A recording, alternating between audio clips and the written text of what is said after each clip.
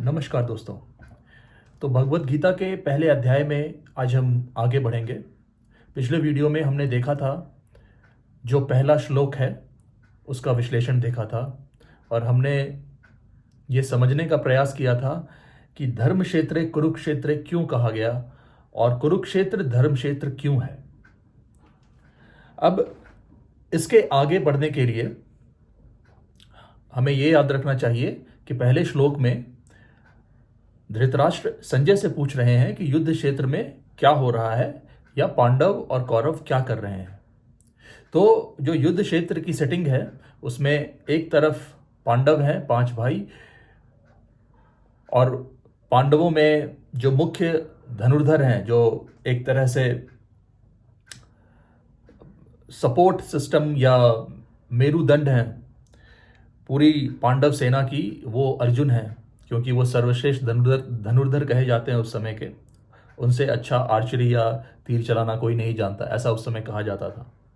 और इस तरफ 100 कौरव भाई हैं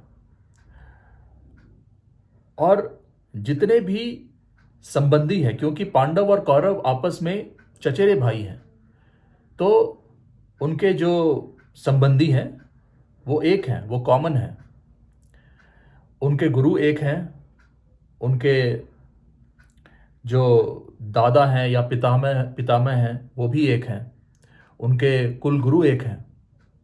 लेकिन ये सब पांडवों के विरुद्ध खड़े हैं, क्योंकि ये सब सिंहासन से जुड़े हुए हैं, हस्तिनापुर के सिंहासन से जुड़े हुए हैं, और ये सब पांडवों के विरुद्ध खड़े हैं। तो अब इस युद्ध क्षेत्र में संजय धृतराष्ट्र को क्या कहते हैं?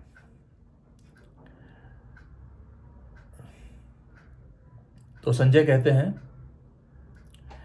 कि दुर्योधन ने व्यूह रचना युक्त पांडवों की सेना को देखकर और द्रोणाचार्य के पास, जो दोनों के गुरु हैं, उनसे दुर्योधन क्या कहते हैं। दुर्योधन गुरु द्रोणाचार्य से कहते हैं, हे आचार्य, आपके बुद्धिमान शिष्य द्रुपद पुत्र धृष्टद्युम्न द्वारा व्यूहाकार खड़ी की हुई पांडु पुत्रों की इस बड़ी भारी सेना को देखी। तो यहाँ पे मैं 1-2 श्लोकों को ही कवर करूंगा, ज़्यादा को नहीं, क्योंकि यहाँ पे दुर्योधन आकर वर्णन कर रहा है अपने गुरु के सामने अपनी सेना का और सामने वाले की सेना का। और जो महाभारत के अलग अलग पात्र हैं, वो सारे पात्रों के बारे में जानना गीता के कॉन्टेक्स्ट में ज़रूरी नहीं, तो इसीलिए धृष्टद्युम्न और द्रुपद पुत्र धृष्टद्युम्न वो पांडवों के सेनापति थे, लेकिन गीता के कॉन्टेक्स्ट में अभी इस कैरेक्टर की भूमिका ज़रूरी नहीं।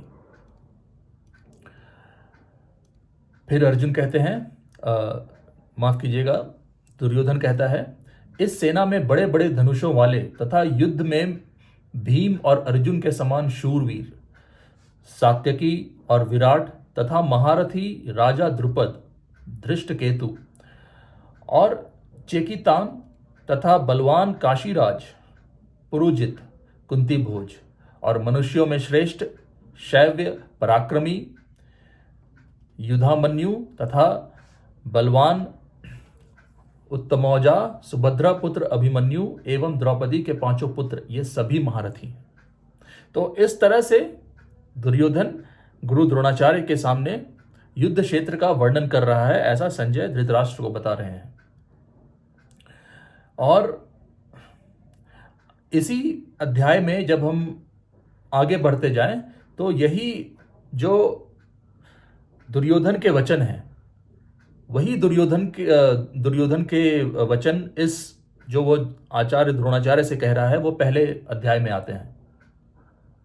और अगर हम इसके टोन को देखें, जिस टोन में दुर्योधन, या जो उसका टोन टेनर, या जिस शैली में वो आचार्य से बात कह रहा है, वो एक अति आत्मविश्वास या आप उसे अभिमान की शैली कह सकते हैं।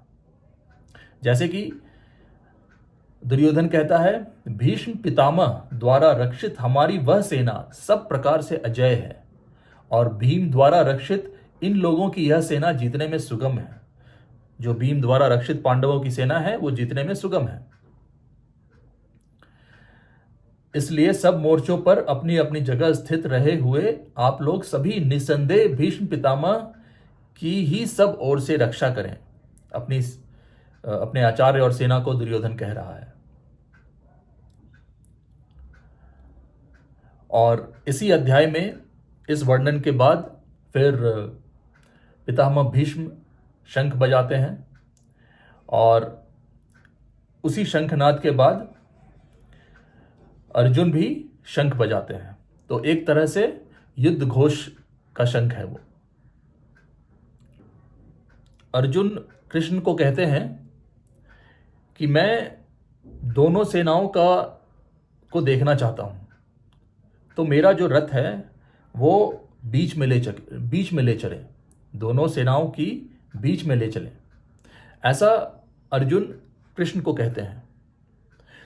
तो दोस्तों यहां पे भी गौर करने वाली बात है, एक तरफ दुर्योधन है, हम देखें कि दुर्योधन बिल्कुल विश्वास में है, आप उसे अभिमान भी कह सकते हैं, लेकिन कम से कम उसके वचनों में विश्वास झलक रहा है। वो श्योर है, वो सर्टेन है कि हमारी सेना अजय है और उसे किसी प्रकार की शंका नहीं है। तो वो अपनी सेना का वर्णन करके फिर पीछे चला जाता है और शंखनाद होता है। अर्जुन की दुविधा शायद शुरू हो गई है। अर्जुन श्री कृष्ण को कहते हैं कि जब तक मैं युद्ध क्षेत्र में डटे हुए युद्ध के अभिलाषी इन विपक्षी योद्धाओं को भली प्रकार देख लूं और इस युद्ध रूपी व्यवहार में मुझे किन किन के साथ युद्ध करना है, जब तक मैं यह देख न लूं तब तक आप रथ को मध्य में खड़े रखिए, जब तक मैं ये ना देख लूं कि मुझे किस किस के साथ युद्ध करना है। दुर्बुद्धि दुर्योधन का युद्ध में हित चाहने वाले जो ये राजा लोग इस सेना में आए हैं, इन युद्ध के अभिलाषी लोगों को मैं देखूंगा। और यही बात संजय धृतराष्ट्र को कहते हैं। और इसके बाद अर्जुन उन दोनों ही सेनाओं में स्थित ताऊ चाचों को, दादों परदादों को, गुरुओं को, मामाओं को, भाइयों को, पौत्रों को, पुत्रों को तथा मित्रों को और सारे संबंधियों को देखते हैं। और फिर अर्जुन उन उपस्थित संपूर्ण बंधुओं को देखकर अत्यंत करुणा से युक्त होकर शोक करते हुए ये कहते हैं। अर्जुन बोलते हैं, हे कृष्ण, युद्ध क्षेत्र में डटे हुए युद्ध के अभिलाषी इस स्वजन समुदाय को देखकर मेरे अंग शिथिल हुए जा रहे हैं और मुख सूखा जा रहा है तथा मेरे शरीर में कंप एवं रोमांच हो रहा है। हाथ से गांडीव धनुष गिर रहा है और त्वचा भी बहुत जल रही है तथा मेरा मन भ्रमित सा हो रहा है, इसलिए मैं खड़े रहने में समर्थ नहीं हूं। हे केशव, मैं लक्षणों को भी विपरीत ही देख रहा हूं तथा युद्ध में स्वजन समुदाय को मारकर कल्याण भी नहीं देखता।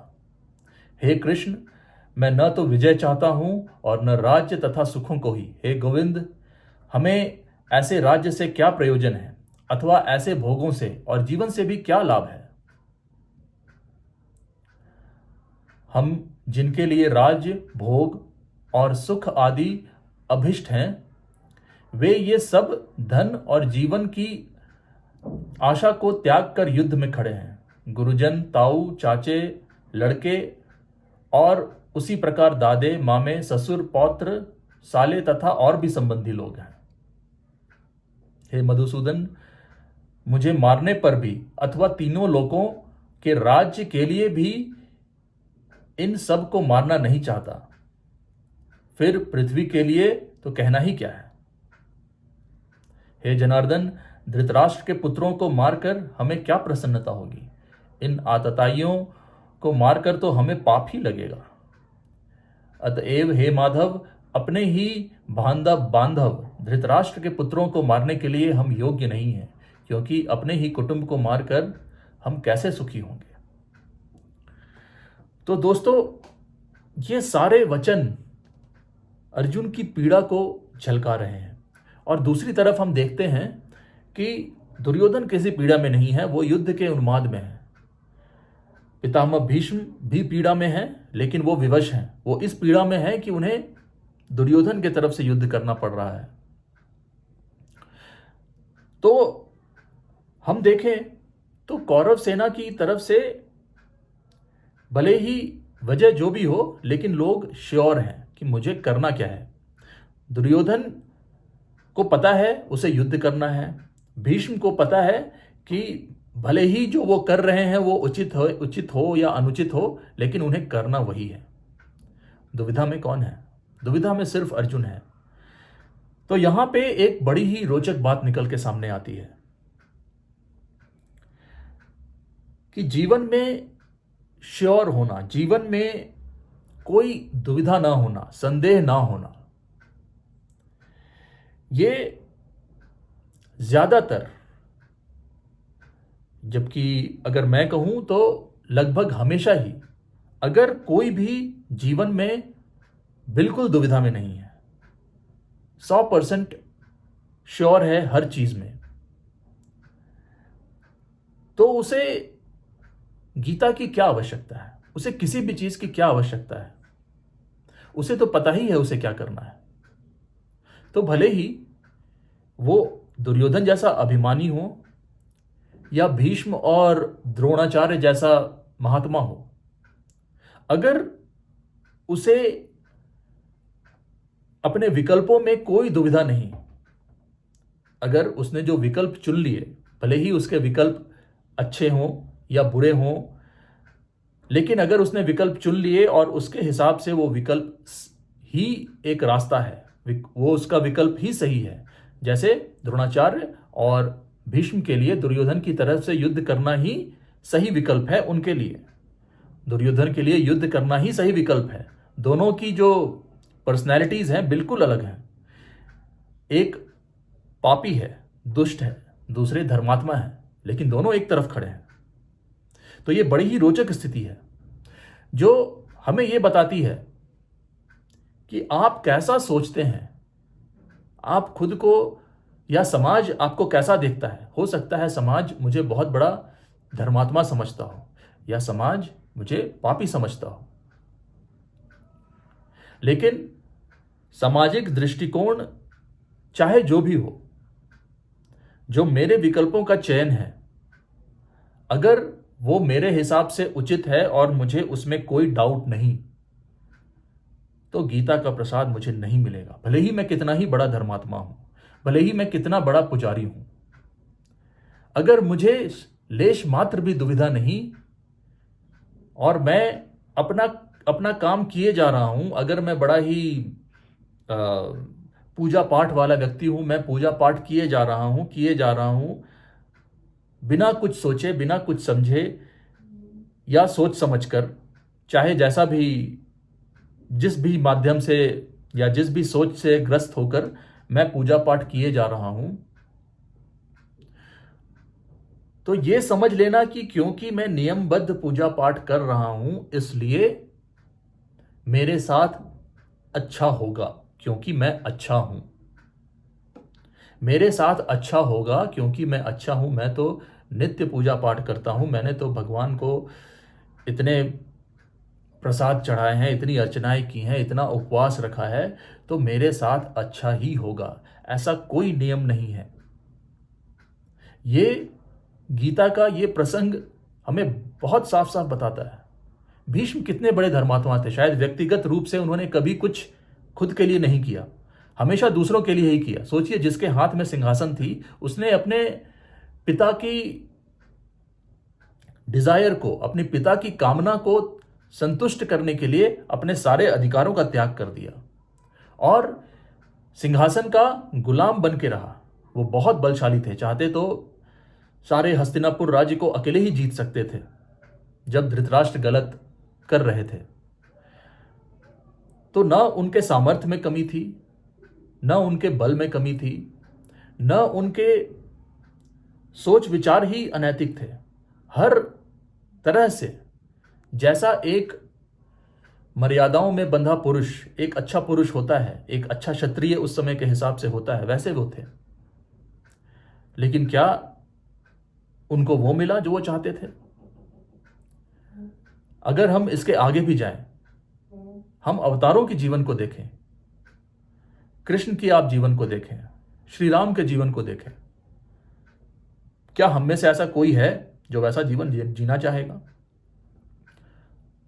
हम जानते हैं कि महाभारत की कथा के अंत में श्री कृष्ण को श्राप मिल गया और श्री कृष्ण के पूरे कुल का नाश हो गया, आपस में उनके कुल लड़ मरे। भगवान श्री राम का पूरा जीवन ही पीड़ा का जीवन था। जब थोड़े से युवा हुए तो वनवास के बाद पत्नी से वियोग, फिर राज्य मिला तो फिर पत्नी और पुत्रों से वियोग, और फिर जब पत्नी मिली तो फिर पत्नी से वियोग। ये कितना कष्टकारी जीवन! क्या कोई सामान्य मनुष्य, कोई सामान्य मानव ऐसा जीवन जीने की सोच सकता है? लेकिन पितामह भीष्म तो धर्मात्मा थे और ये तो भगवान ही थे, राम और कृष्ण तो भगवान ही थे।